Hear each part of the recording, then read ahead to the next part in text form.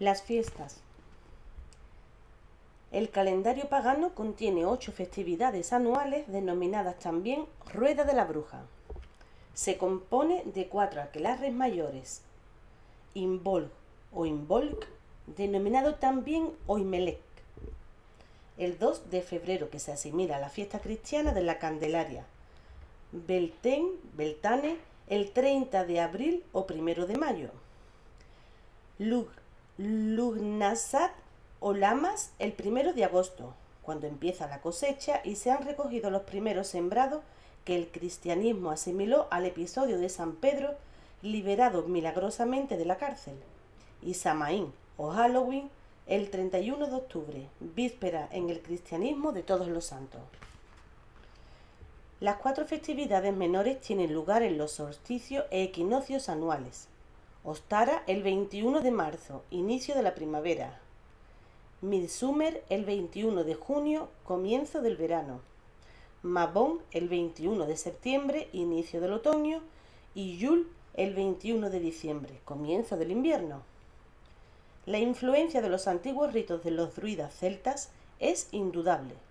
El cristianismo, como ya hemos citado, asimiló algunas a sus celebraciones, como la Navidad. No olvidemos tampoco de que ésta tiene mucho de las Saturnalias romanas, y la Pascua o días consagrados a santos concretos. El solsticio de invierno se hallaba precedido por Yule, época del año en que, según la tradición, las diosas madres, llámense Istar en Mesopotamia, Astarte en Canaán, Isis en Egipto o Mirra en Grecia, daban a luz al sol. La festividad de Imbolc, en el útero, simboliza la madre tierra preñada. Durante ella, los celtas irlandeses recibían a la diosa Brigitte, la brillante, pues creían que su espíritu se metía en la efigie por ellos preparada. Seguidamente Brigitte viajaba por toda Irlanda y bendecía los campos y los bosques. El cristianismo la asimiló a Santa Brígida. En la Grecia antigua, los primeros días de febrero eran dedicados a las diosas Deméter y Core, y su festival tenía lugar en Eleusis. La festividad pagana de la Pascua es Ostara. Quizá el origen del huevo de Pascua se halle entre los celtas. Los germanos primitivos, o los iranios, que pintaban huevos de rojo para simbolizar el origen del cosmos. Los germanos creían que si se sembraban huevos en un campo, éste nacía con más fuerza. Beltane tiene lugar la víspera de mayo y se denomina también la noche de Walpurgis. Esa noche, la reina de mayo se casa con el dios solar y los principios universales masculino y femenino se hallan en perfecta armonía. Se cree que en esa fecha del equinoccio de primavera, la magia, sobre todo amorosa, presenta un máximo potencial. Lughnasadh era en Irlanda la fiesta del dios solar Lugh, quien había instituido una fiesta para su madre adoptiva, Taltiu. Se celebraban juegos, se firmaban tratados reales y el soberano reinante se casaba simbólicamente con la diosa tierra. Mabon, el equinoccio de otoño, y Samaín o Halloween son festividades de la muerte, cuando los seres sobrenaturales se pasean a sus anchas por la tierra. El fuego de los hogares se apagaba en esa fecha en el mundo celta y volvía a encenderse con más fuerza si cabe. Las llamas consumían los pecados y los sufrimientos del año que terminaba. Despedida a la diosa por las brujas en el Halloween. Adiós a la Gran Madre, hermosa y querida. Regresa con nosotras el próximo año, cuando hayas descansado en tu sueño, bajo la blanca y profunda nieve. Cuando los tallos vuelvan a aparecer con la lluvia de abril, diosa verde, por favor, regresa. Hasta que cesen las tormentas de invierno, querida señora, duerme en absoluta paz. Para conectar con amigos que han fallecido. Oh, Dios de los cuernos, gran Señor de la muerte, te pido con aliento entrecortado que me envíes desde tus esferas superiores una palabra de aquellos que conocemos y amamos, para que nos unamos una vez más en conversación esta noche y todos sonriamos y riamos por un breve instante. Salutación de Imbolc a la primavera. Oh amable diosa, reina de la primavera, trae la belleza a todo. Que las plantas y las flores se desarrollen pronto desde las semillas que plantamos en la luna llena. Oh diosa, a la que todos adoramos, protégenos y guíanos siempre, que así sea. Canción de las brujas a la primavera.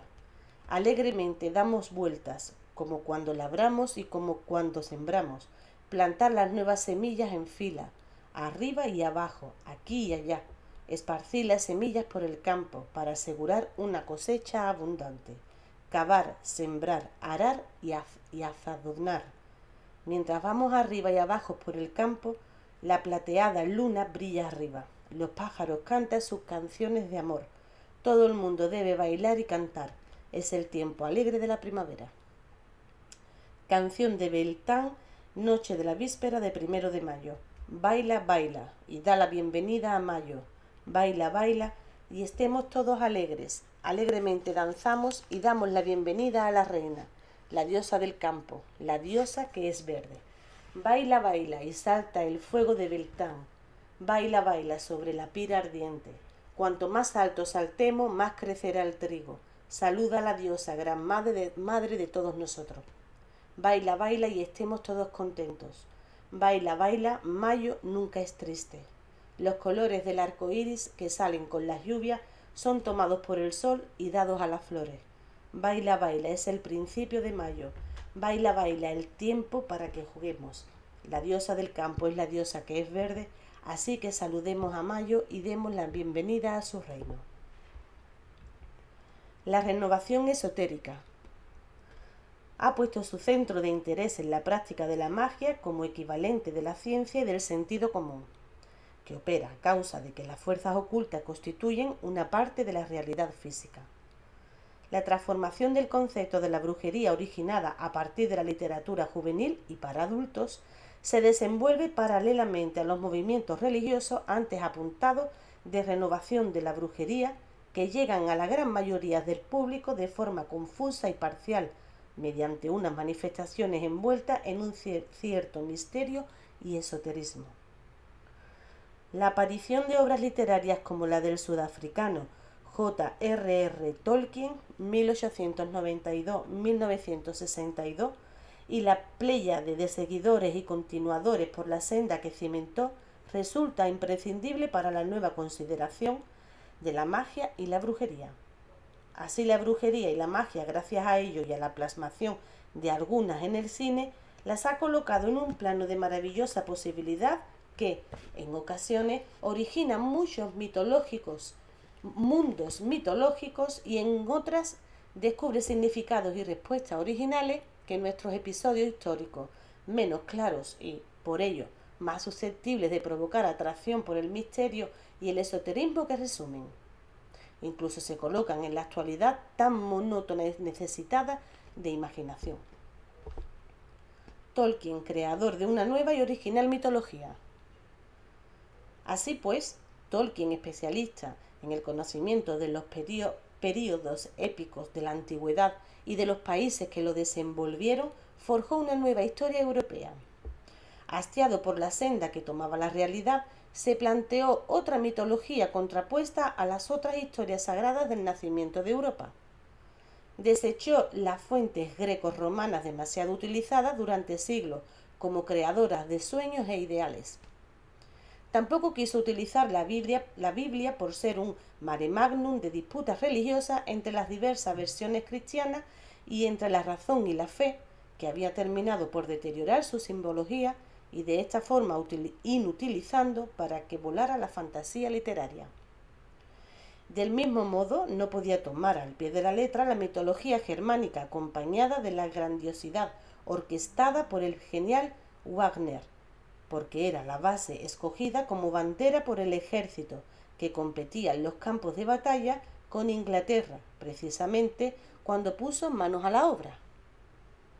Sea como fuere, fue la parte menos conocida de la mitología germánica.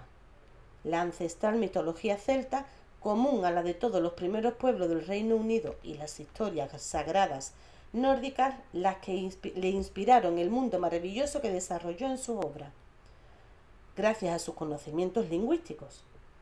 Tolkien, profesor en Oxford, como lo había sido Max Muller, 1823-1900, que había llegado a idénticas conclusiones, se inventó un lenguaje para su mundo y hasta le proporcionó un libro sagrado, el Silmarillion, donde, al igual que las grandes historias épicas y sagradas, se desarrolla cómo comenzó todo y cómo fueron posibles los acontecimientos que desenvuelven su obra.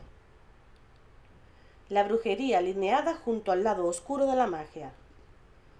Sin que Tolkien se lo propusiera, esta nueva antigua mitología sería la inspiración para las nuevas generaciones desengañadas de las tradiciones religiosas vigentes y necesitadas de una alternativa mítica. De aquí el denominado ecopaganismo y neopaganismo de raíz céltica encuentra en la obra del sudafricano todo un caudal de inspiración. La magia y la brujería se incorporan a su obra como parte constituyente del mundo y de la cosmovisión de sus protagonistas. De esta forma, los elfos y los magos poseen un poder que es apto igualmente para el mal. La brujería constituye el lado oscuro del poder de unos seres sobrehumanos que desde los inicios poseen los conocimientos y los medios, pero que también pueden caer en pasiones muy humanas como los dioses clásicos y desarrollar la magia para el mal. En conclusión, la brujería en la obra de Tolkien se alinea junto al lado oscuro de la magia. Lewis y las crónicas de Narnia. C.S. Lewis, 1898-1963, fue profesor de lengua y literatura inglesa y amigo de Tolkien. Escribió en 7 libros las crónicas de Narnia. En ellas plasmó un mundo mágico dirigido a los jóvenes intentando evadirse como su colega de la dramática realidad de la guerra. Por eso montó el argumento en un escenario paralelo solo para los iniciados, en el que la brujería y la magia son motores del mal. Por el contrario, en su trilogía cósmica dirigida a un público adulto, la creación de otros mundos en otros planetas le lleva a la posibilidad de volver a escribir la historia en la que se lucha con los poderes desenfrenados de la ciencia actual o futura, solo con las armas de la ancestral sabiduría. En los mundos alternativos de Tolkien y Lewis, la brujería y la magia simbolizan una vuelta a los arcanos conocimientos, no muy lejos de los esfuerzos que se hacían en Gran Bretaña para desenterrar con nuevas etiquetas los cultos de la nueva brujería de los que hicimos mención. Eragon y el Dest. Christopher Paolini crea un mundo de dragones, monstruos, caballeros y mazmorras que idealiza la historia medieval del viejo continente y que ha sido llevado también a la pantalla como evasión de nuestros problemas cotidianos. En ese mundo de ficción, la magia y la brujería constituyen el poder de los buenos, pero igualmente se puede valerse de ellas para obrar el mal. Las memorias de Idún. Se trata de una trilogía escrita por Laura Gallego, que vuelve asimismo a la Edad Media de nuestro continente con una enorme profusión de fauna espiritual y sobrenatural, sin descuidar los mundos extraterrestres, como todas las obras cinematográficas, que han deseado evadirnos en la trágica realidad. Brujería y magia es para los elegidos, pero como el ser humano, tanto pueden ser utilizados para el bien como para el mal. De nuevo, la brujería es perseguida en Grimpaud. En la novela de Rafael Ábalos, Grimpaud, una vez más se retorna al recuerdo de los tiempos medievales con protagonistas que honran sus poderes mágicos. Pero en la obra se vuelve algo que se había olvidado. Los sustentadores de brujería son acusados e injustamente perseguidos de nuevo por los poderes públicos tanto religiosos como políticos, pero se saben defender con la magia que se les quiere sustraer. La persecución de la brujería se ve como un fenómeno contra la sabiduría de los magos y los brujos, que poseen algo más que los simples conocimientos humanos. el gran éxito de Harry Potter. De la escritora británica Joanne Kathleen Rowling, con su famosísimo personaje llevado también a la pantalla con extraordinario éxito. La creación de un mundo paralelo es ya una auténtica alternativa a las miserias de nuestro pobre mundo, pero enseguida lo que relata es un mundo que vive en el nuestro, y no solo es paralelo, sino que lo supera. La estructura de sus volúmenes, en las que el joven mago es protagonista, se desarrolla por cursos completos, como si de un colegio británico se tratara. En ese escenario, magia y brujería son el motor para llevarnos a transformar un mundo tan sórdido como el nuestro. Nosotros mismos, como los protagonistas de las obras de Rowling, al lado de Harry Potter, podemos situarnos al lado del bien o del mal, con los que nos armamos como instrumentos más eficaces que ninguno, y con ellos se puede conseguir unas dimensiones sobrehumanas. La autora realiza una síntesis de las creencias en seres fantásticos, sacándolas de las mitologías clásicas y arcanas británicas, así como de la herencia del séptimo arte. Así desfilan hombres lobo, vampiros o zombis, propios del acervo más conservador de su país, en especial por lo que se refiere a la vida escolar y a los conocimientos de la brujería histórica que tiene a su alcance y que ella engrandece al máximo.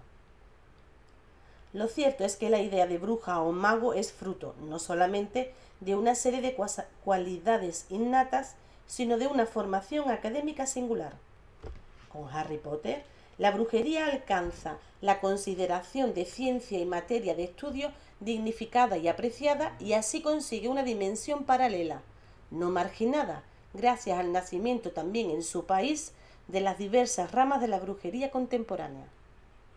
Gracias a Rowling, la brujería, sin desdeñar que en ocasiones pueda servir para realizar el mal, alcanza la visión optimista de que es una auténtica sabiduría para rehacer el mundo y transformarlo. Y los niños, adolescentes y adultos deben agradecerle, por medio de la iniciación de su protagonista, la creación de una nueva historia sagrada para nuestro continente. Evasión, pero también construcción. Lo primero se intentó conseguir con los musicales alemanes, que querían marchar del dramatismo bélico cotidiano, y en la actualidad, en una época de crisis, también sucede con los nuevos musicales, o con el ya clásico norteamericano El maravilloso Mago de Oz, en el que se brinda quizás una moraleja como en Harry Potter, pero la idea de la posibilidad de creación de un mundo mejor subyace con todo su esplendor en la obra de la escritora inglesa. La bruja como patrimonio infantil. La obra de Walt Disney, 1901-1966, llegó a los más ignotos rincones del globo acompañada de los personajes para servir a una ideología determinada. La bruja se estereotipó alcanzando hasta el ridículo en una versión muy sui generis en los cuentos de Perrault o de los hermanos Grimm, y desactivando el papel de dar miedo a los niños, consiguiéndose así la infantilización de la bruja. ¿Qué nos recuerda la madrastra bruja de Blancanieves y los 7 enanitos, de la Cenicienta o la Bella Durmiente? Este fenómeno ha llegado hasta la actualidad con creaciones en Cataluña de la mano de la ilustradora Roser Capdevila, que le adjudica un papel de eterna perdedora, la bruja aburrida, frente a las protagonistas, 3 niñas trillizas más despiertas y que ganan siempre a la magia con su astucia y pillería. La moraleja sería que para el pueblo antaño las brujas conocían a dedillo la magia, pero hoy en día esta es superada por nuestra inteligencia técnica y ciencia.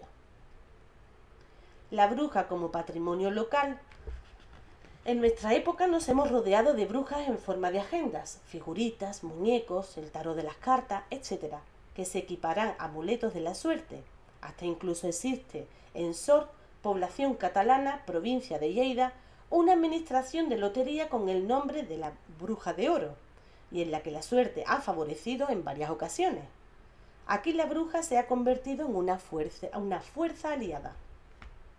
En Cataluña son famosas las fiestas en honor de las brujas de varias poblaciones que por unos días se trasladan a la época medieval. Incluso hay refranes que las mencionan, por ejemplo, en la población de Centelles, de la que una leyenda se refiere de Centelles bruixes totes elles, de Centelles brujas todas ellas. Se ha conservado el relato popular de una tal Pairona que murió en la prisión cuando cumplía condena en el siglo XVII por curandera. Otra mujer no tuvo tanta suerte y fue colgada por tener supuestas relaciones con el diablo. Idénticos festejos tienen lugar en San Feliu de Sasserra, que recuerda la última condena por brujería en Cataluña en la persona de María Puyol, la Napa, ejecutada el 8 de enero de 1767. Los festejos se dividen en dos partes. La primera se dedica a los chicos y chicas, que tienen ocasión de sentirse nuevos Harry Potter, y la segunda es para la gente mayor, con una puesta en escena del suplicio de María Puyol. Sin embargo, las fiestas más famosas son las del aquelarre de Cervera, Lleida, que se celebra desde 1978, el último día de agosto. En su origen, las celebraciones se iniciaron en un callejón degradado conocido como Callejón de las Brujas y que implicaba una crítica social. A partir de 1983 se extendió por otros lugares emblemáticos de la ciudad como la Calle Mayor y la Universidad. Uno de los dos ingredientes principales es el fuego provocado por las comparsas de diablo, acompañados de bandas de música. Pero el plato fuerte es la aparición del macho cabrío, efigie que posee unos órganos genitales extraordinarios y que en un momento dado comienza a esparcir chorros de leche a diestro y siniestro con el consiguiente regocijo del público cuando es duchado por el líquido blanco. La fiesta se ha transformado en los últimos tiempos no en una nueva visión ecológica de la brujería, sino en una crítica ácida y carnavalesca del poder y de nuestra sociedad. Reconstrucción folclórica de un proceso de brujería. Tiene lugar en el pueblo pirenaico oscense Puerta de la Alta Ribagorza de Las Paules o Las Pauls, denominado hasta el siglo XVI Sempere, como recuerdo del que tuvo lugar entre el 19 de febrero y el 29 de abril de 1593, reinando Felipe III. Entonces se procesaron 28 mujeres, 21 de las cuales eran de Las Paules y 7 de los pueblos vecinos. Todas las de dicha población fueron condenadas a muerte y ejecutadas por medio de la horca y después quemadas. Para un pueblo que contaba 254 habitantes, tal cantidad era bastante elevada, pero en la conmemoración las brujas por votación popular resultan indultadas. La reconstrucción del proceso fue impulsada por el sacerdote del lugar Domingo Subías, quien en 1983 y 2001 encontró diversos manuscritos escritos en patués, lengua de esta zona, de vital importancia para el conocimiento de la historia del lugar y fechados entre los siglos XVI y XVII. En la puesta en escena de la conmemoración no falta ni el carnicero ni la tabernera para dar fe de los ocurridos, ni tampoco el justicia, el conde, el alcalde y el propio sacerdote, ni por supuesto las brujas.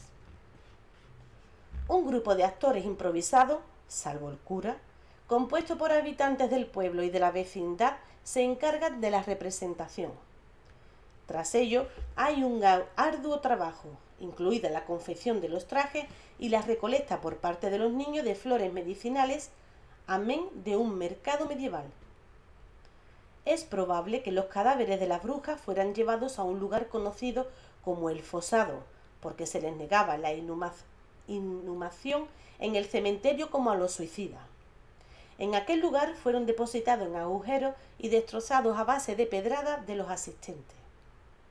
El conde don Martín de Aragón había presenciado el espectáculo para tomar posesión de un territorio por muerte de su padre, que gobernaba junto con un consell sobre 11 núcleos de población. En algunas actas se habla de los gastos del consell para pagar las ejecuciones de las brujas. Habría sido un espectáculo callejero macabro para sus habitantes y tras asistir a él no se atrevían a salir de casa por miedo a que quizás en otra ocasión fueran acusados también de brujería. Por el contrario, la conmemoración reviste todo el carácter festivo y de regocijo que se puede suponer. Tras la nominación de las encartadas por el sacerdote y el indulto popular, antes del banquete consiguiente y baile, termina su perorata con una frase llena de sorna: ganas y brujas nos han quedado, pues esta vez no la hemos quemado. Pervivencia de la brujería africana. Los antropólogos han escrito sobre la conservación de rituales en África. Veamos algunos de ellos. Entre los azande o zande centroafricanos, la brujería es el resultado de cierta sustancia que en mayor o menor grado se encuentra en el interior del cuerpo, constituyendo un órgano misterioso que llaman mangu y recuerda a un tumor de color negruzco ovoide que guarda unas semillas de calabaza y se sitúa en el esternón en su parte inferior o en el vientre. El mangu se transmite por herencia. Los hombres descendientes del brujo lo tienen muy grande y también las hijas de una hechicera. El brujo actúa a sabienda o de forma inconsciente, pero siempre provoca males o trastornos a través del mangu, que origina una bola de fuego que alcanza el alma de las personas que se desea hacer daño y absorbe las energías espirituales de aquellas.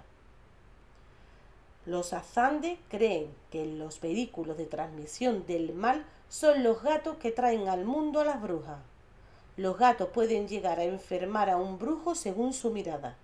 Sus ojos son traidores y para contrarrestarlos existen pitos o arbustos antigatos que plantan junto a cada cabaña. Los jefes están exentos de los hechizos, al igual que sucedía con los jueces que en Europa perseguían a las brujas, pero el gato siempre es temido. A veces, curiosamente, un maleficio involuntario puede ofrecer aspectos constructivos entre los grupos. Para saber si existe embrujamiento, se acude a un veneno que denominan bengue y que administrado a un pollito, si hay hechizo aquel morirá y si no, se salvará.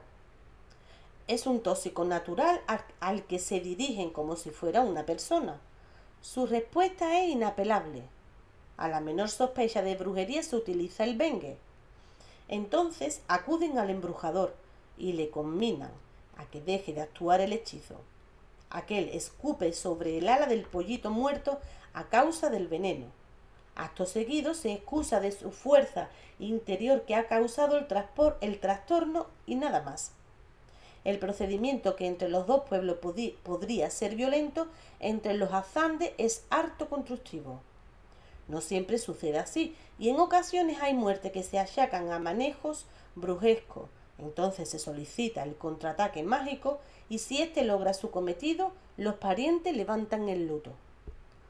Las brujas azandes son pues conscientes de su condición y las quieren libremente, pues en todas las mujeres se halla, para ellos, latente el poder de la brujería. Por el contrario, los hombres son en general inconscientes de que tienen tales poderes y no saben en estado de vigilia con quienes se han reunido en los aquelarres, pero si en una ordalía se les señala como tal, se les somete a purificación y a la entrega de sus pócimas e instrumentos brujeriles, sin tener que denunciar a sus compañeros. La planta iboga, el alucinógeno más potente. En la brujería subsahariana, la planta iboga actúa como un alucinógeno más potente que la belladona, mandrágora o el estramonio. Sus efectos son terribles. Usada por el vudú haitiano, proviene de los cultos tribales del África occidental, singularmente de Benín.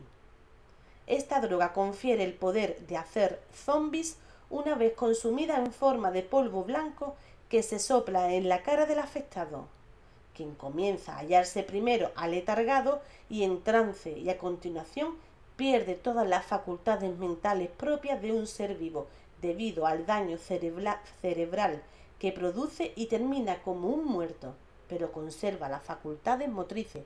Por eso se justifica la expresión hacer zombie. La planta es conocida también por sus poderes afrodisíacos y porque con su raíz se prepara una bebida que altera extraordinariamente la conciencia. Con esta planta los tratantes de mujeres para los burdeles europeos las amenazan diciéndole que si no cumplen los pactos terminarán como zombies al obligarlas a probar su eficacia. Un zombi es un cuerpo, según ellos, al que se le ha extraído el alma. La planta constituye, pues, el terror de las prostitutas subsaharianas que trabajan en Europa.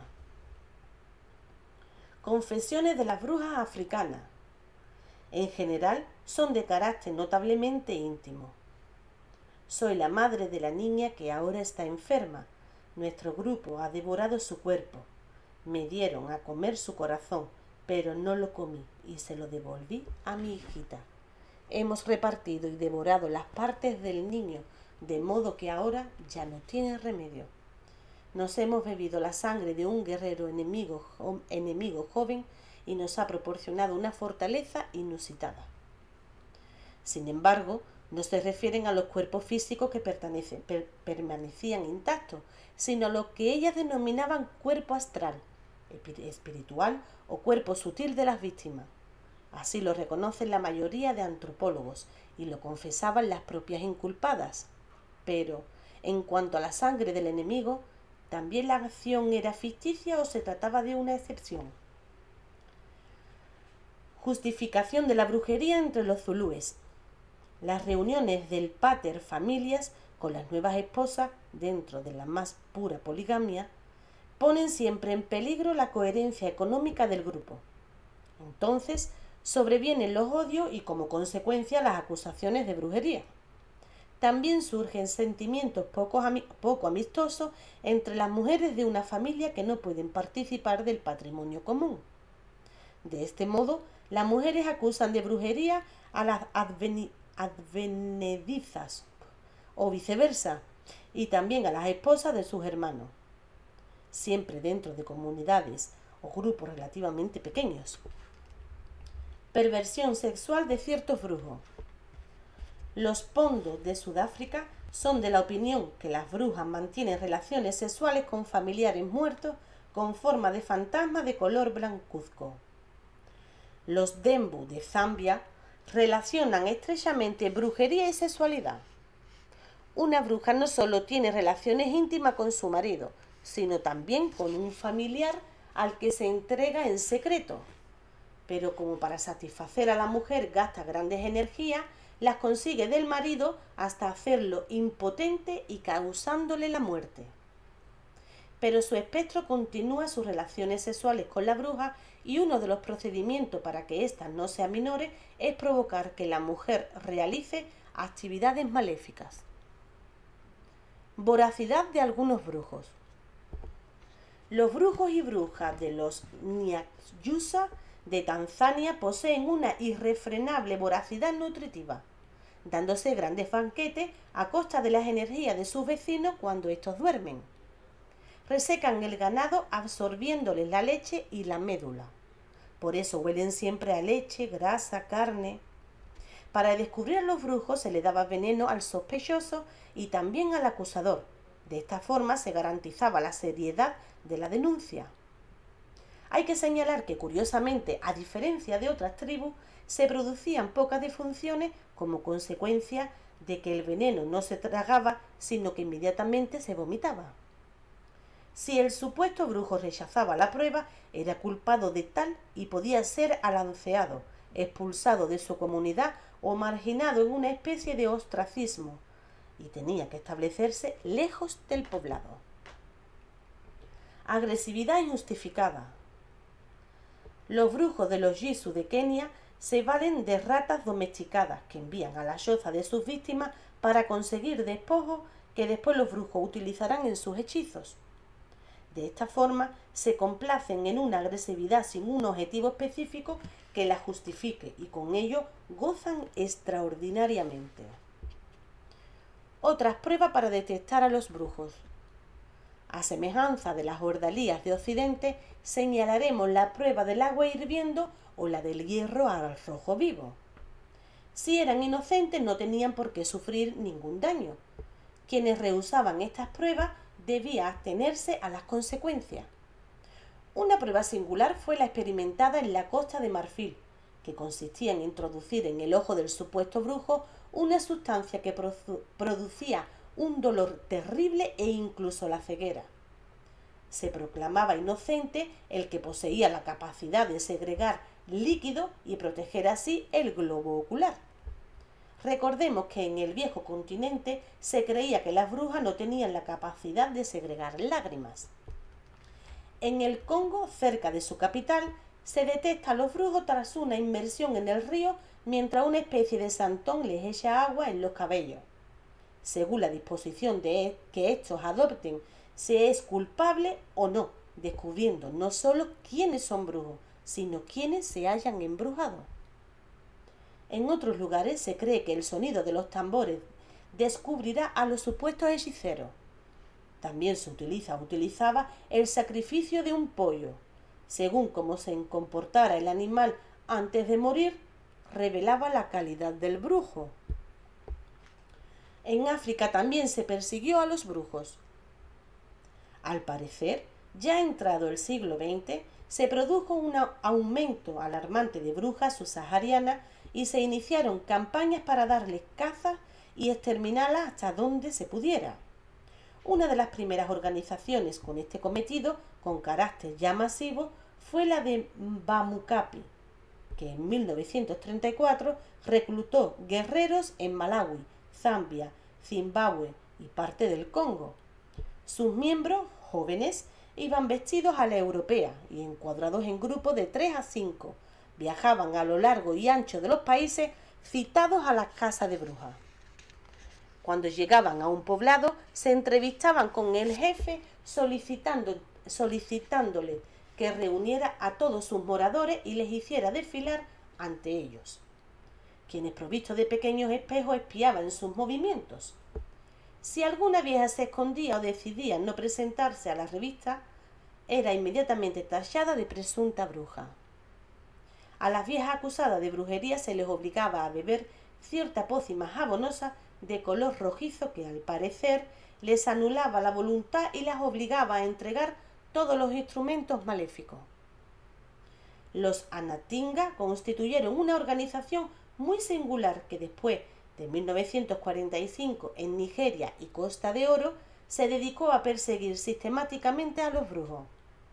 Sus componentes, por si fuera poco, se enriquecieron extraordinariamente gracias a la confiscación de los bienes de los sospechosos cuando los presuntos intentaban huir y también de los condenados. Los dirigió un ex Bukamopi llamado Kanwende, quien afirmaba haber vuelto del más allá. Presentaba la mitad del cuerpo paralizado y se jactaba de haber encontrado la pócima para desenmascarar a las brujas. En 1951, las prácticas más indignas para el reconocimiento de las brujas se prohibieron. Entonces, los Atingas se transformaron en una sociedad secreta y continuaron sus actividades antibrujeriles. En su mayoría, los pueblos africanos también consideraron a los brujos asociados a animales salvajes o repelentes, y en sus variadas mitologías se conciben como seres que puedan metamorfosearse a su gusto para cometer el mal. Entonces, obran como animal, no como persona humana, pero siempre como animal maléfico.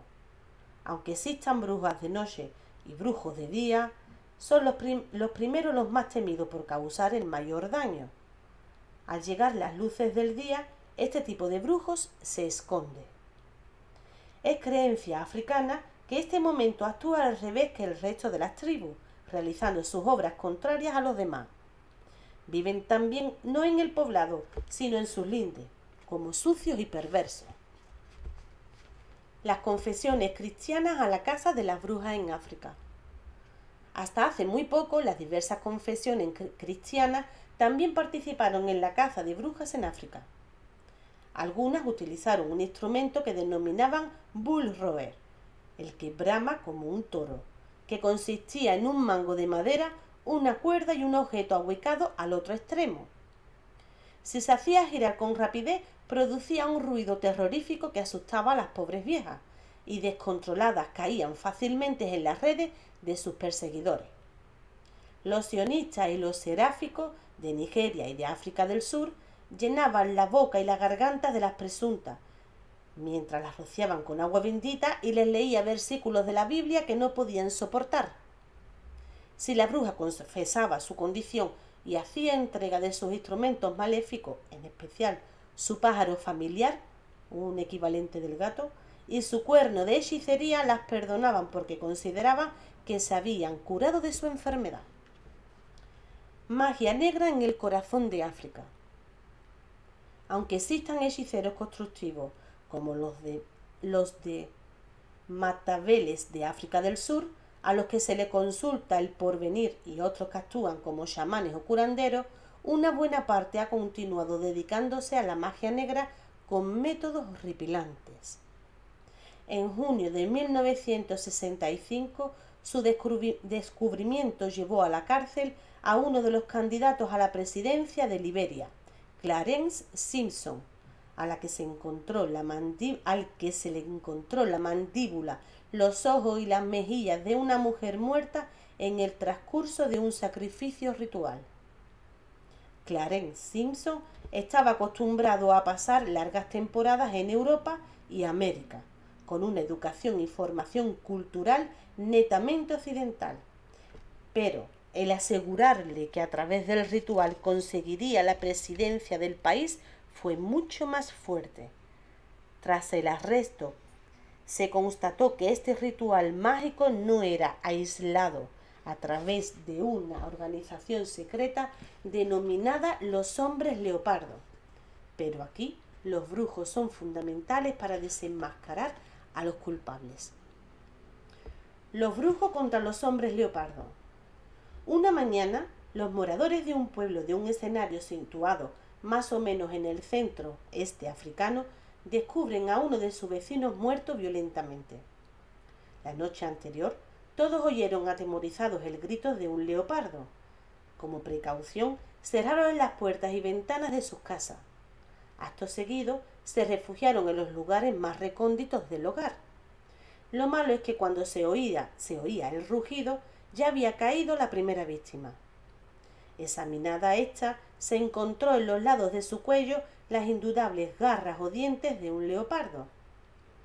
Roto el hueso del cuello, no se percibe otra herida mortal. Lo normal es que las matanzas continuaran y solo se frenaban en algunos casos puntuales.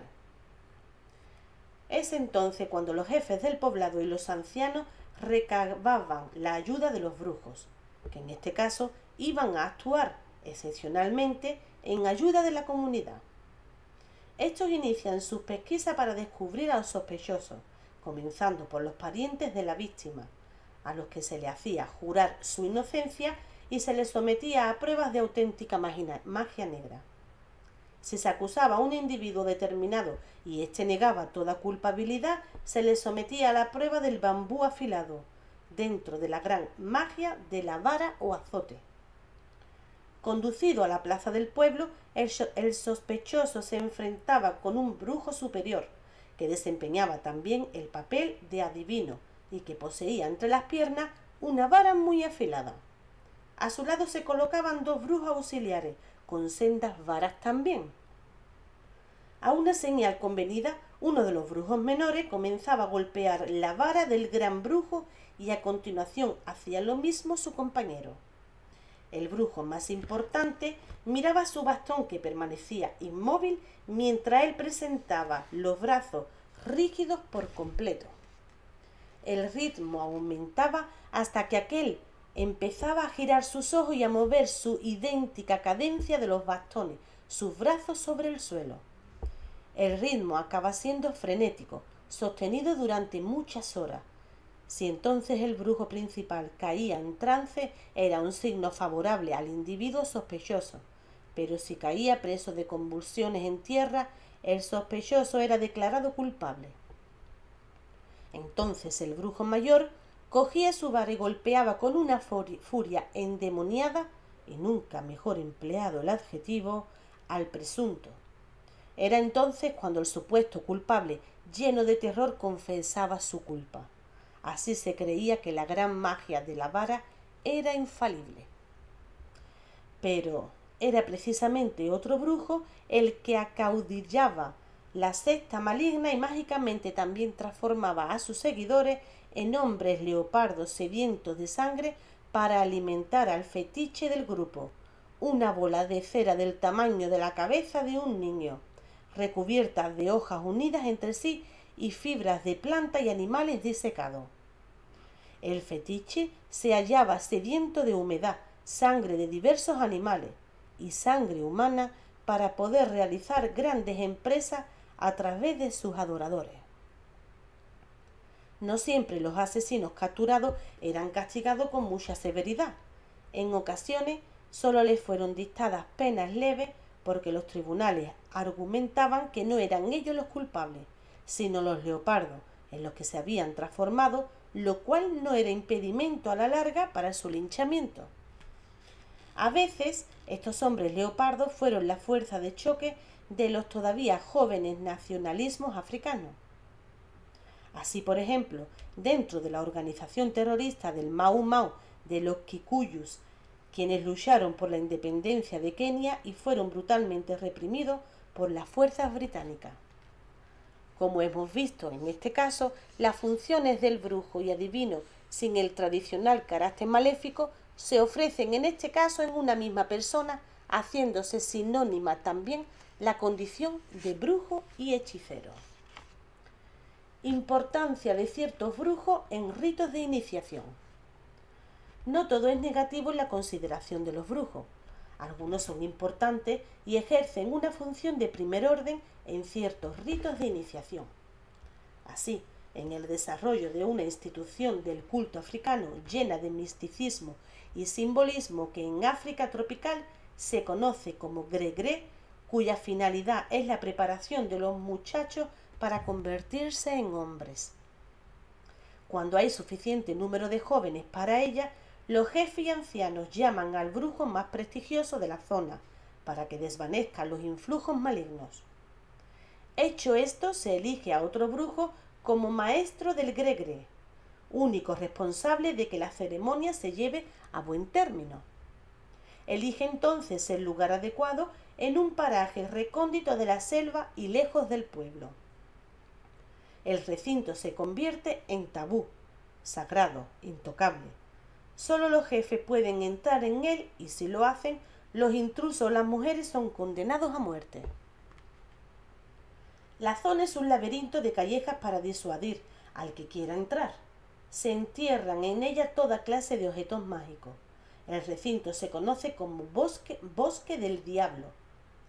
Su entrada se indica por medio de un camino señalado con hojas de palmera atadas con cañas y guirnaldas de bambú. El brujo maestro del gregre entierra un fetiche y planta en el árbol del kapok, que vive 100 años y mantiene la magia aunque la ceremonia ya haya terminado, en un lugar que escoge para consagrar el recinto. Solo puede desenterrarlo él, y si lo hace antes que los jóvenes estén plenamente iniciados, puede ser condenado a muerte. El día que comienza la ceremonia se anuncia con la llegada de grupos de bailarines que danzan al compás de los tambores. Los dirige un brujo que lleva una gran máscara que representa la cabeza de un cocodrilo. Simboliza al diablo. Acabadas las lanzas, el jefe de la tribu echa un discurso de salutación. Después se ofrecen regalos al diablo que representa al maestro brujo a través de un auxiliar, mientras éste permanece oculto. Llega entonces simbólicamente la ceremonia de devorar a los jóvenes por el supuesto cocodrilo. Todos ellos se dirigen después al bosque. En este periodo, los jóvenes son considerados muertos. Al llegar a un lugar determinado, los jóvenes han de construir sus propias cabañas, así como las del brujo y auxiliares. Después de algunos días, llegan las operaciones de la circuncisión y tatuaje. Para resistirla, los jóvenes son atados a un árbol. Es el brujo y sus ayudantes quienes realizan las operaciones. Además de los tatuajes reglamentarios, se le hace uno especial, propio de la casta. Los muchachos han de demostrar con su silencio su resistencia viril al enorme dolor físico, cosa casi imposible. Comienza entonces un aprendizaje en todas las disciplinas, la resistencia al hambre y a la sed, ritos simbólicos y danzas diabólicas y guerreras, aprender a tocar sus instrumentos musicales y el manejo de las armas. Algunos son adiestrados para jefes, otros para brujos, curanderos, etc. Esta educación dura de 5 a 6 años. Cada año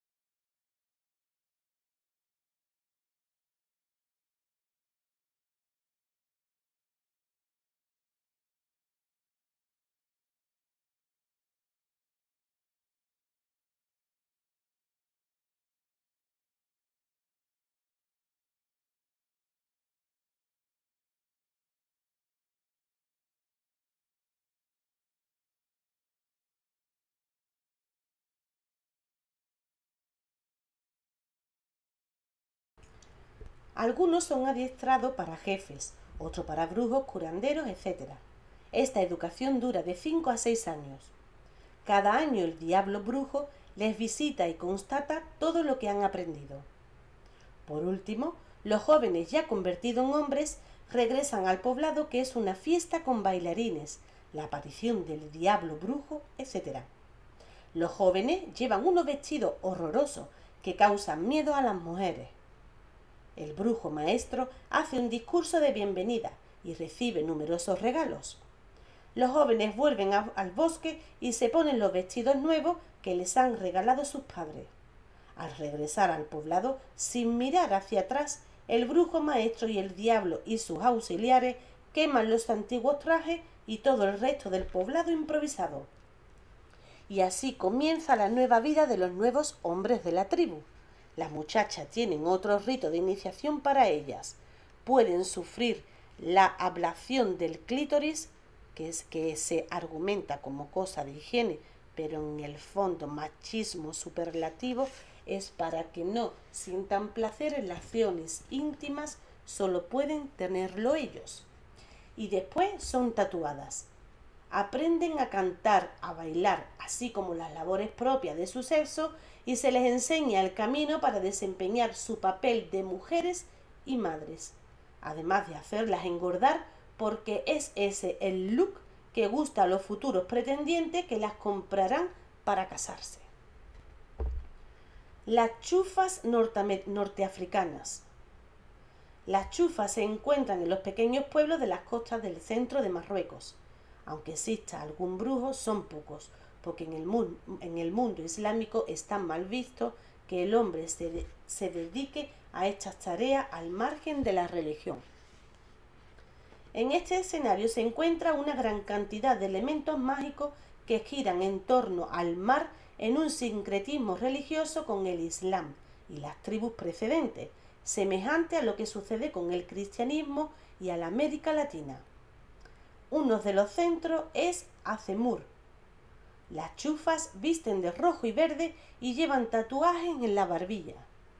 Tienen puestos diversos amuletos colgantes propios de la hechicería, pajarillos negros y otros animales hechos con pedazos de piel de cabra, algunos con plumas, polvos y líquidos diversos y sobre todo camaleones disecados que para las chufas simbolizan la versatilidad humana y su carácter cambiante. Desde fetos a tamaños enormes, teñidos y sin teñir, desnudos o adornados con alguna pieza estrambótica. Las chufas venden también los saquitos o amuletos contra el mal de ojo, al parecer muy frecuente en aquel escenario.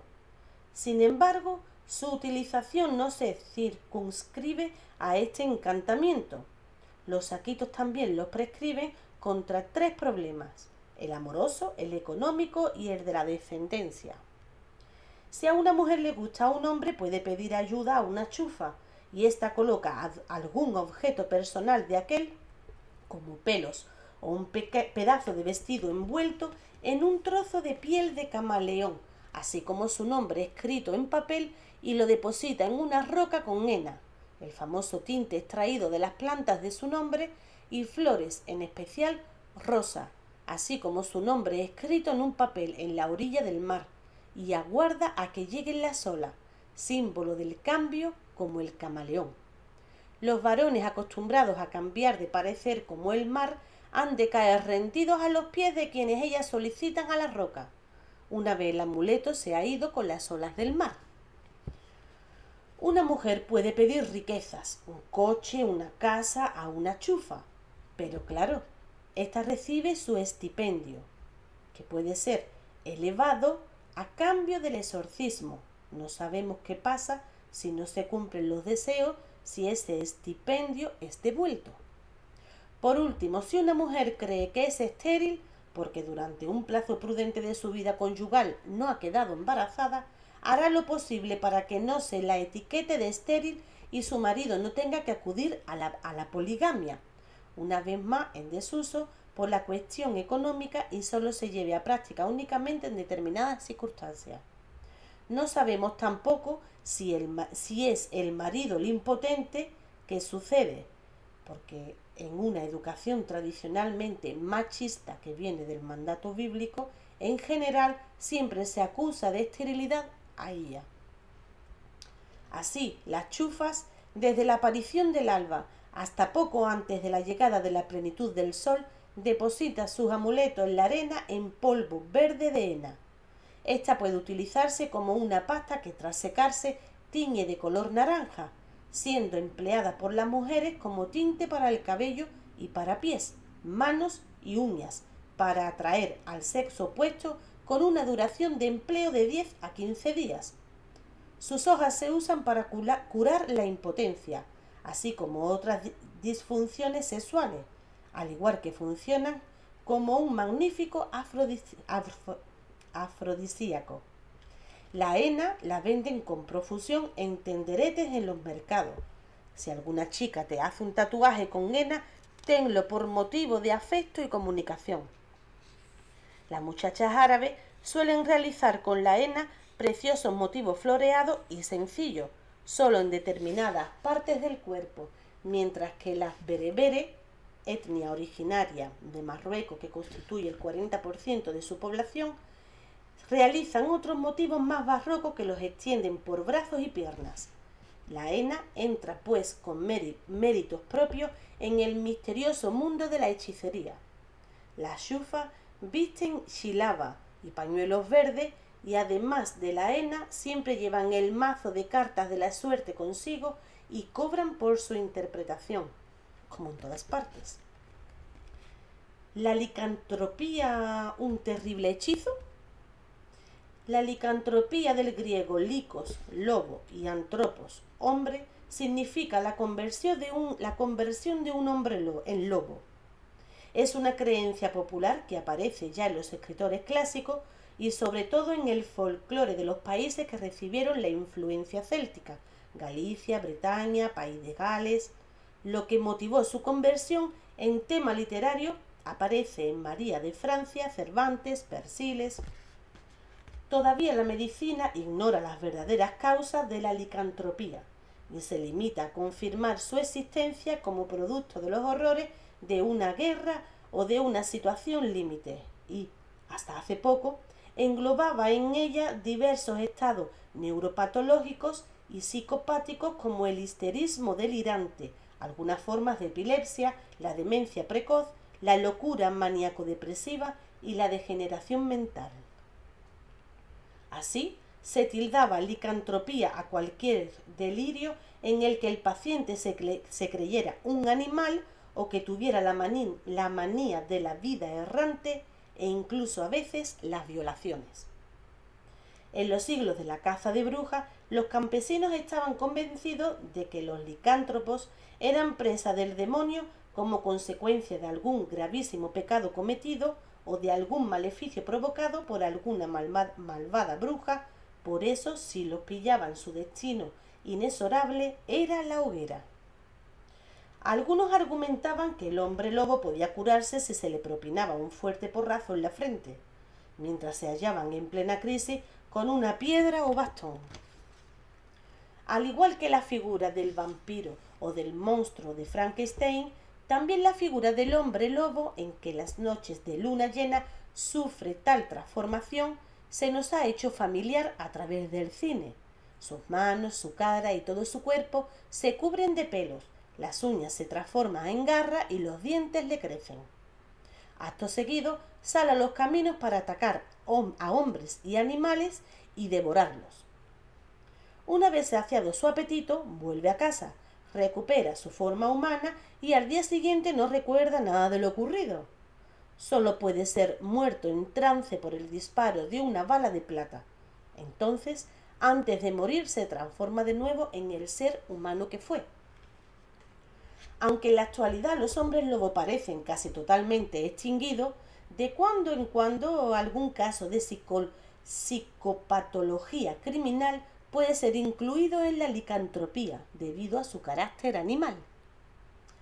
Y también sucede a veces que el licántropo no sea un criminal, sino una persona que simplemente siente impulsos que la llevan a comportarse como un lobo, sino que esto implique el asesinato como fin.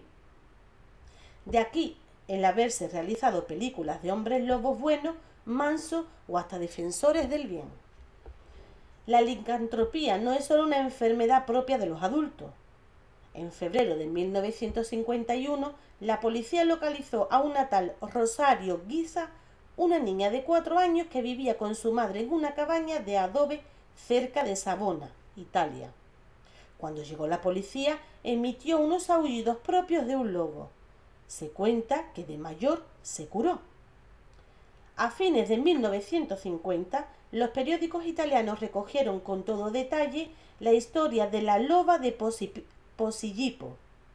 Durante las noches en que los destellos de la luna llena caían a plomo sobre el mar, cuando los pescadores salían a su tarea cotidiana, se oían unos gritos lastimeros como aullidos que te dejaban paralizado. Los lugareños fueron a buscar a un sacerdote para que exorcizara a las olas, porque decían que habían visto cabalgar sobre ella una figura femenina desnuda, autora de los terribles aullidos. Cuando lograron detenerla y le enseñaron las agresiones que cada vez que se hallaba en trance cometía, no recordaba nada de ellas.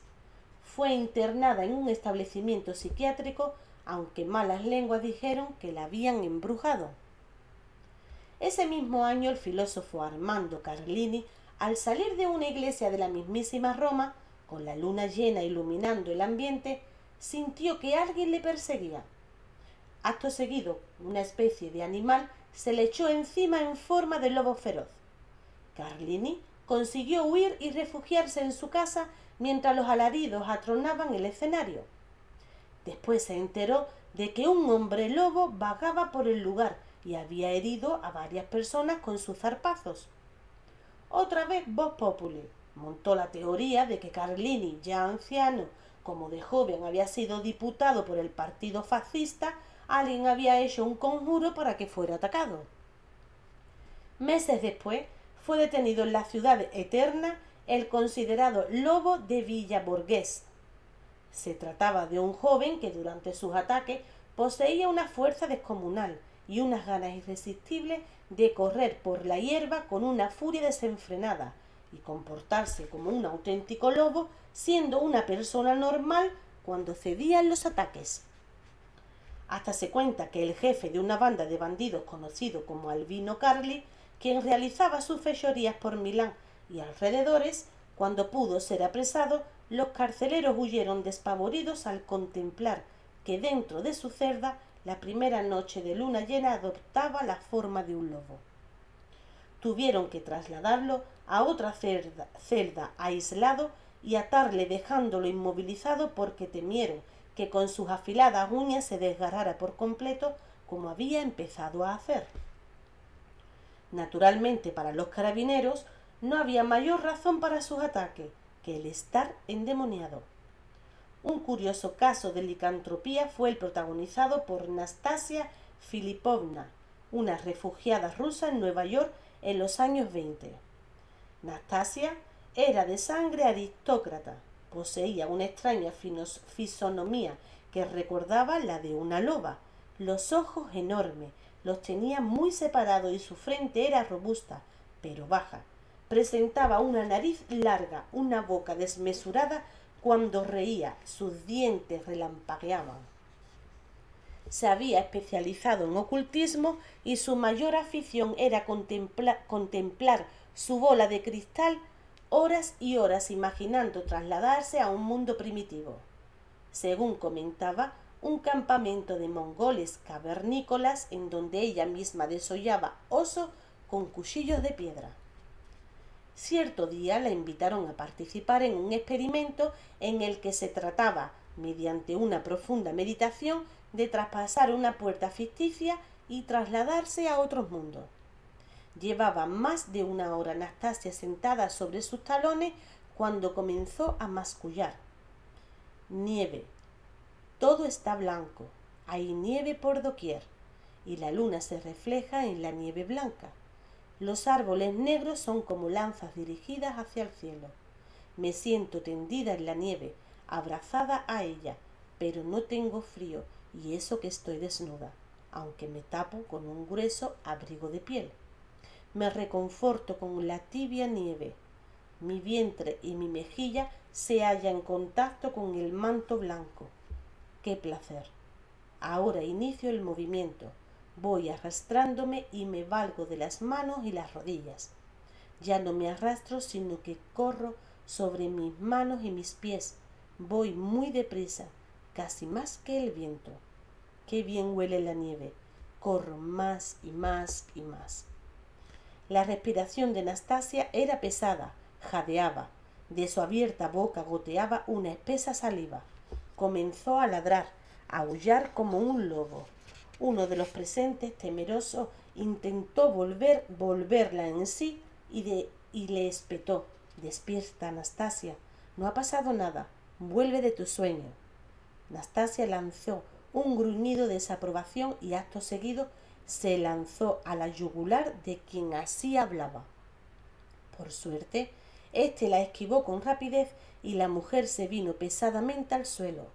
Anastasia se retiró a un rincón gruñendo y aullando desaforadamente. Se encendieron las luces y la hicieron volver en sí aplicándole amoníaco. Anastasia confesó entonces que en su niñez se había extasiado viendo a los lobos correr por la estepa rusa iluminada por la luna y siempre había deseado imitarles. Una explicación científica de lo que le había pasado es que había liberado en su inconsciente sus deseos y se había identificado con los lobos a los que tanto quería imitarles cuando niña. Sin embargo, otros seguirían aferrados a la idea de que cuando a Anastasia le venían aquellos trances era porque se hallaba endemoniada o porque algún hechizo no revelado le hacía obrar así. La polémica continuaba.